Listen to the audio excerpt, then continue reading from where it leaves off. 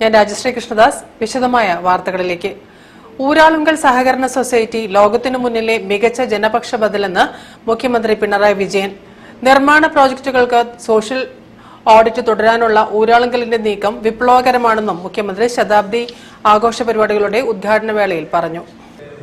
ഒരു വർഷം നീണ്ടു നിൽക്കുന്ന ULCCSന്റെ ശതാബ്ദി ആഘോഷ പരിപാടികൾ വടകര മടപ്പള്ളി GVHSSൽ മുഖ്യമന്ത്രി പിണറായി വിജയൻ ഉദ്ഘാടനം ചെയ്തു.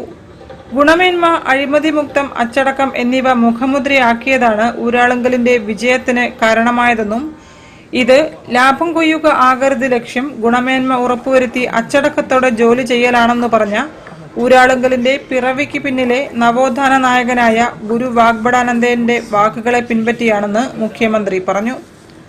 100 വർഷം പൂർത്തിയാക്കിയ ഈ സ്ഥാപനം അടുത്ത വർഷത്തേക്കുള്ളതല്ല, അടുത്ത പതിറ്റാണ്ടുകളിലേക്കുള്ളതല്ല, അടുത്ത നൂറ്റാണ്ടിലേക്കുള്ള മഹാപദ്ധതികൾ ആവിഷ്കരിച്ചും ഏറ്റെടുത്തുമാണ് മുൻപോട്ട് പോയത്. എല്ലാം നവകേരളത്തിനായുള്ള ചുവടുവെപ്പുകളാണ് എന്നത് ഏറെ സന്തോഷം പകരുന്നതാണ്. ഊരാളുങ്കൽ സൊസൈറ്റിയുടെ ശതാബ്ദി ആഘോഷത്തിന് എല്ലാ വിജയവും നേരുന്നു. 100 വയസ്സാകുന്ന സൊസൈറ്റിക്ക് മേൽക്കുമേൽ പുരോഗതി ഉണ്ടാകട്ടെ എന്നും കൂടുതൽ മനുഷ്യർക്ക് തൊഴിലും മെച്ചപ്പെട്ട ജീവിതവും നൽകാൻ കഴിയട്ടെ എന്നും ആശംസിക്കുന്നു. മനോജ് പുതിയ വിള രചിച്ച ഊരാളുങ്കൽ കഥകളും കാര്യങ്ങളും എന്ന പുസ്തകം സാഹിത്യകാരൻ M. മുകുന്ദന് നൽകി മുഖ്യമന്ത്രി പ്രകാശനം ചെയ്തു. സഹകരണ മന്ത്രി VN വാസവൻ അധ്യക്ഷത വഹിച്ചു.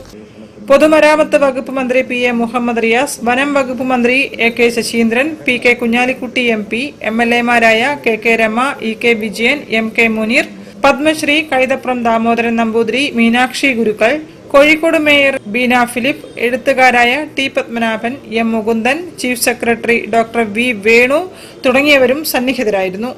ULCCS ചെയർമാൻ രമേശൻ പാലേരി സ്വാഗതവും മാനേജിംഗ് ഡയറക്ടർ S. ഷാജു നന്ദിയും പറഞ്ഞു. News bureau, Vadakara. Consumer fed താൽക്കാലിക ജീവനക്കാരുടെ തൊഴിൽ സ്ഥിരത ഉറപ്പുവരുത്തും.